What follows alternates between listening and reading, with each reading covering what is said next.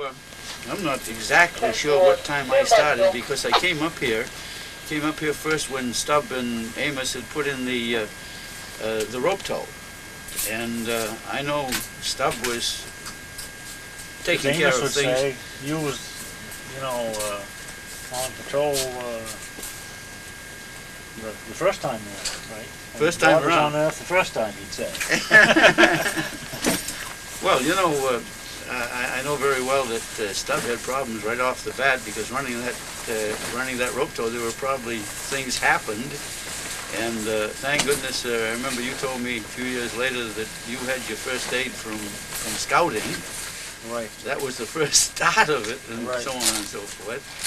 And then I can't think of Stub without thinking of Dick Bell. Yep. Right. And of course, Dick was civil defense director for Franklin County, and he had all the means of getting equipment and whatnot. He had half-ring Thomases and blankets and things, and he said he couldn't give them to us, but we could use them. And he knew where they were if he ever had a disaster, or he could get them. they were going to be well used too. Right, yeah. And thank goodness that got you and the other people involved in that kind of equipment. And then you remember Dick insisted that you and I and other people go down to Portland, take our first aid courses down right. there, so that we'd be a little bit more competent. Right. And that was a big thing, really. Driving to Portland, you remember that? We were down there, we had 2 to 3 hour meetings that we'd get down there at night. That's right. That I remembered was the fact when they put tote road in that he was very concerned of the family type skier. Skiing the whole length of tote road and being cold without a warming hot. Yeah. He tried like hell to get Amos to get the board of directors to build something. There's a warming shack on tote road, and they never would do it. And Dick went out and found some farmer that had a milk room. Milk shed, wasn't it? Yeah. Milk shed. And dragged it up there, got an oil stove, and then on weekends, we would, have the oil stove going. During the week we didn't, but and people could stop by there and get warm. And it was right where Tote Road Cross goes. Where Tote Road Cross comes out was just to the right of that. And that was there for a long, long time. Then a funny thing happened. We had one of those whirlwinds that come about. Really? Picked that shack up. Small tornado sort of thing? Yeah. If you remember, there was only one window in it, and the door swung open on a spring. And they picked that building completely up and set it back in the woods, probably 60 feet. Really? I bet it picked it up 20 feet in the air. I never knew that. Yep. And I bet you I can take you right there now and show you some scars on the softwood trees where that hit. Well, I remember also that what he did, considering we didn't have any communication, that he bought that wire and he had it on a great big roll. Yes. And I remember pulling that roll, he was pulling it along and unwinding it and going in through the woods there. That reminds me of another story with Amos. We was going to string a brand new telephone line from the top of the runner down to Peavy. And Amos thought the easiest way to do it was for me to tie it around my waist and step in the toboggan. And he was going to tend the reel up the top of it. So I said, sure, and I took the damn thing. And I got about halfway down, I was going pretty fast, and the reel was getting away from Amos, and it took a couple of half hitches on the roll up on the top, and it snagged me right off the toboggan. Yeah. Couldn't have cut me too. Well, I remember when you put in that T-bar, number 3, and 58, 59 was, if you recall, the big winter. Right. And I came up one day and you said, can you help shovel? Well, holy mackerel.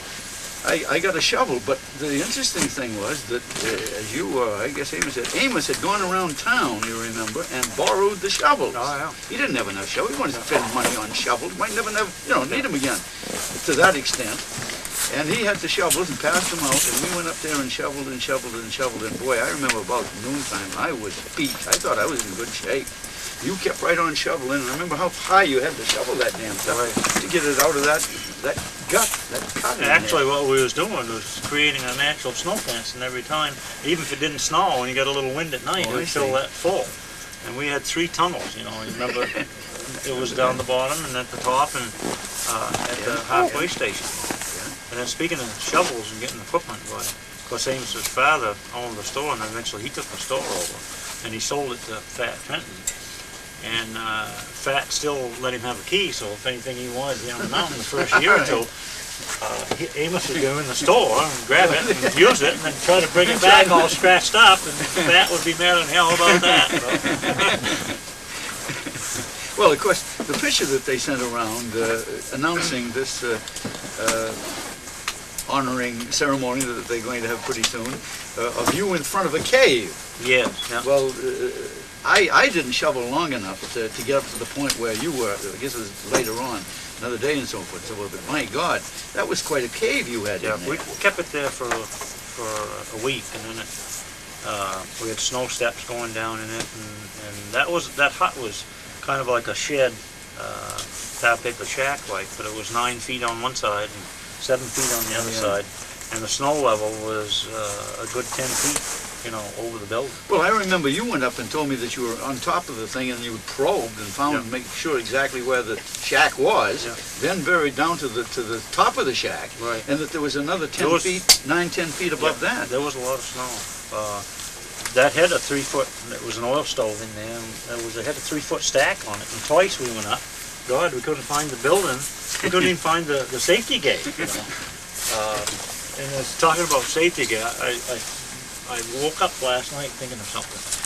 And I don't know how many can remember this, but the first safety gates that we had was a wooden sliding box on a little rope, and they had 2 dry cell batteries in there. And if somebody went through there, and it was like crusty or something like that, those goddamn batteries would fly out of that box, head out of the unloading zone. They'd be down there in Peavy somewhere, and the people sitting on the left waiting to go up.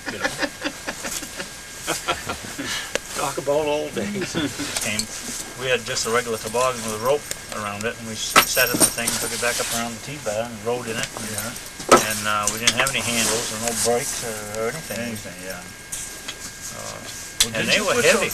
Didn't you put those first handles on? I came up here once, and then you had handles, and you were quite proud of those handles that you could maneuver the thing. A funny thing that happened was before we opened up, we went over to Cannon, and I got a patent on those 2-mans. And I thought they could be a little bit better, and I tried to seat. And you kept your skis on, and you could sit on a wooden seat, and then I came up with an idea with a lever on the side to activate the braking back, so the guy wouldn't have to pull a rope. But that worked fine where it wasn't too steep, but I mean, something going down up a gauge of sluice, you couldn't stay on the seat.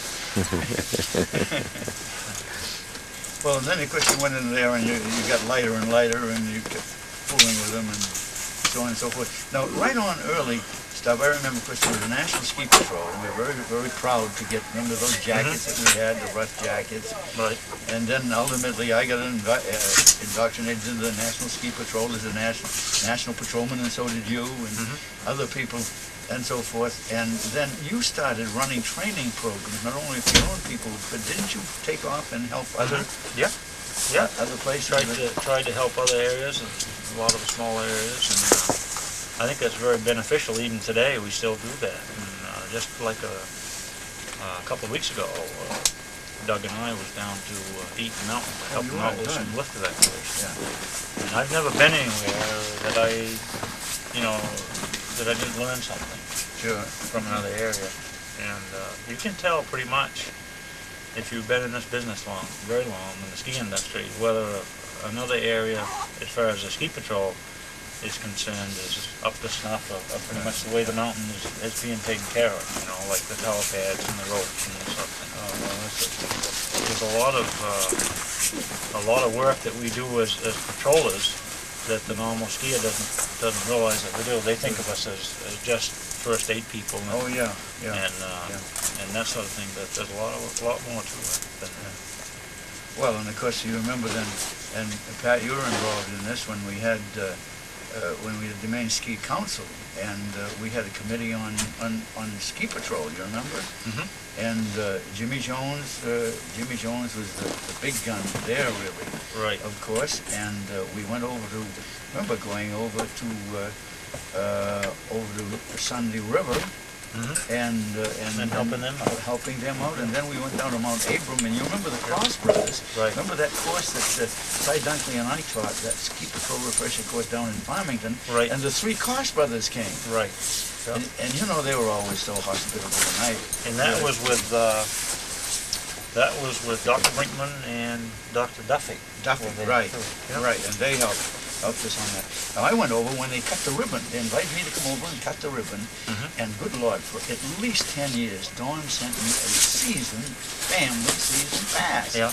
And I'd say, gee, Dawn, you know, give it to somebody. I don't get a chance to get over there. Yeah. But they wanted to set the thing up, and they wanted to set it right. In fact, we went up in Aroostook County, and Mars Hill was just starting then, you know, and we went over there, had a meeting over there. We had a meeting in Presque Isle, and we had a meeting up in Fort Kent with them, and all on the ski patrol. We had a small toboggan that we had, and it was a thing to get. And thank God we got these people. People are, you know, started in this kind of thing. And then you went on. I know later on, because I was teaching later on, and then I wasn't so involved. Just go out and help sweep once in a while. But anyhow, you went to some of these national affairs, I know, and had helped in training programs and all that sort of thing. Yep, I was an avalanche instructor for a while. I bet you. And helped a lot of small areas, and actually set up some real, you know, scenarios here on the mountain, trying to find, you know, by probing and this sort of thing. Probing in the whole, yeah. That was interesting. Yeah. Well, I was interested. You know, I had been throwing just before we went out in 1960, and I was officiating Chummy Broomhall out in the cross-country events, the Olympics there at Squaw. And so I went out with their head patrolman and went on the mountain, and I did that also in Jackson Hole. You know, when I went out and saw, and you're right about seeing whether or not an area is really up to snuff or whatever. I've skied a number of areas where friends have had injuries, and then I ask questions: what were they doing? Why did they do it? What was their system, and so forth. And I've been quite disappointed with some of these big areas that I didn't think that they were really well organized. Yeah, well, that's true. I was. My first time out west, I went to Vail, and Vail at that time, and I guess still is owned by the city of Denver, and it's a crackerjack. They had all kinds of money to do with, and I was really impressed. And the same with Winnipeg, Colorado. They seem to have a good organization, but like you say, there is small areas that you can go to and find that, you know, that maybe they could do better. Yeah. Well, and you know, of course, one of the things too, Stub, I don't think that, as you say, the general public knows what the ski patrol does, and I don't think that the management of most ski patrol, of most areas, realize the importance of their ski patrol. Right. And the view of the public wants to go where it's safe to ski. Yeah. Now, for instance, I'd come up here and turn my kids loose. And I wasn't frightened about being up here. You know, they knew what they're supposed to do and not do. Never got into trouble, and so on and so forth. But I wouldn't do it in some areas unless I knew explicitly what the heck was going on in that particular area. Well, even Amos sometimes was that way. I remember once Amos was like that once. We had one of my patrolmen broke a leg, and she was up in front of the base lodge there, and Amos could see him. He called up and he told one of the guys, he said, well, one of you yahoos is down here with a broken leg, you come down and get him an eye. Oh my gosh. We're training people here, and then the people from here were going over and either patrolling or helping out in the other areas. As far as this Maine is concerned, you were taking the lead, really, along with, I guess, down in Pleasant Mountain, Jimmy Jones down there got them started. But as the other small areas came along, Dwight Beatty, for instance, remember he started patrolling with us here, went over and worked over there at over at Saddleback with Roger, when Roger Page went over. Roger knew about the system that you were running here. Roger came here and broke his leg, remember? I know he did. I remember. Yeah. So the offshoot of this is, and of course the interesting thing is too, Sugarloaf. wasn't established as a money-making proposition. All you Right. people wanted to do was to have an area where They where could go friends skiing and could friends go could ski. and have ski. Well, and it also followed that the people who were there were all your friends. Right. When somebody got hurt, Yep. you knew them. Yep, You that's know, true. that's what I mean. And you were, everything sort of evolved so that, well, then you continue to take good care of people when they're injured. Exactly. And, gee, you people have shifted around quite a bit where your headquarters have been, haven't you? Yes. Yeah, well, it's been a number of years too, Huh? but we've been swapped around quite a bit. But I think with what's been offered and what we had, we've made good use of it. Oh, sure. And it's been amazing to me to see see the ski patrol come. The most gratifying, I guess, that I'd say is from me starting as one and seeing what has been built for the ski patrol and what it is today with the amount of training and things that we do. You know, it's like an ambulance run on the hill right now. 'Cause Yeah. We have, we have so much equipment and up-to-date equipment, and everybody's trained in it. That it's really a great thing compared to the old days. Well, now, you and I were talking a bit about we were talking about the World Cup. Mm-hmm. And the wonderful organization that Dick and you put together to make sure that if there were injuries that they were taken care of. And I'd forgotten about the fact that you had a couple of helicopters here. Right. Yep. And That's true. and had Dick, arrangements. of course, was the big instigator of getting the CD radios. They're big and clumsy, but Oh, they yeah. work very well. Yeah. And there was a lot of organization on Will Farnham's part.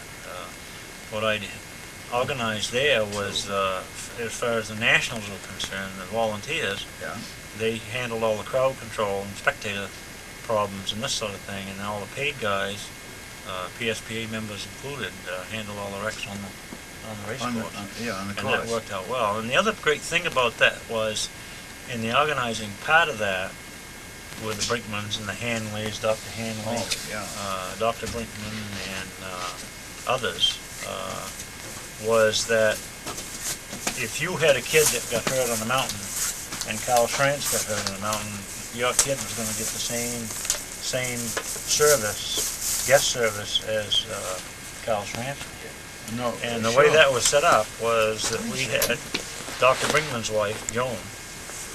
She was the triage officer. We had a dentist, Lovely day. and we had a medical team in Portland for head trauma. We had primary care being in Farmington Hospital. And then, of course, what we could do here, and that was the first time that X-ray equipment was ever brought into the mountain. Yeah. That was 1971. My goodness. Now you're all set up for all kinds of Yeah, yep. stuff here. Yep. And, well, now, you've got a big one coming up. You've got the national championships, haven't you, here? Right. So that means that you've got to take all kinds of new... We're going to beef up a little bit for it. To a degree, I suppose. You've got to coordinate it with the races. You've got to go through all of the administrative, making sure that you're covering in certain places at certain times. The most problems happen twofold. One is when the racers are training, because they're on a, they want to go as fast as they Sure. can, and if they fall in training, they really don't mind. But in the race, they don't want to fall because they know they've lost once they've fallen. Yeah. And the other thing is the other problem that you have is with recreational people walking around, slipping and falling, and they're more of a problem in races normally. So you have to take into that consideration, and these draw a lot of spectators. Sure. And the media's there, my and that's a big thing. Sure. Okay. You know, Stub, you're down here in sort of at headquarters down at the base of the mountain now, in a Right. sense. And you've been working here this last year? Couple of years. A couple of years now, and so on and so forth. And you were saying that working with the doctor's assistants and physician's assistants and these other people, that you're picking up things, and you're learning all the time, as we all always have. Yeah. And whatnot, but that you hope to continue doing this kind of thing so that you can keep your fingers in doing what you've been doing. Right. I'm in hopes to work for the clinic. And I'm hoping that you can do this because you've developed all of this experience, all of these years, not only the hands-on experience, but I think possibly just as important is working with the people. Exactly. And, I mean, because if you don't calm people down, and I know you do, if people don't calm other people down and don't handle it properly, then it causes all kinds of problems. So I'm delighted that you're down here, and delighted that there's a possibility that you're going to keep, well, doing what you've been doing and continue operations. Well, I hope so. I hope so too.